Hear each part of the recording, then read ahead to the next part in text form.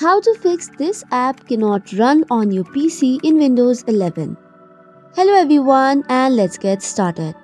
So if you are facing this issue whereby you cannot run a certain application on your Windows, this could be because of various reasons.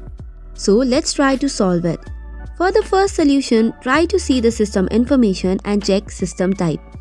If it is a 64-based PC, make sure that your application is of 64-bit compatibility. If not, you can try installing it again. After this, what you have to do is make sure to run the app as administrator. To do so, for example, if you want to open Excel, just right click on it and then click on Run as Administrator. The next thing what you can do is check the compatibility of the application. For that, right click on the application that is not running and go to its properties. Now click on Compatibility and check for the options. You can even check Run Compatibility Troubleshooter if it is creating any issue. So if this is also not working, let's move on to the next solution. So for this, first of all, you need to toggle on the developer mode.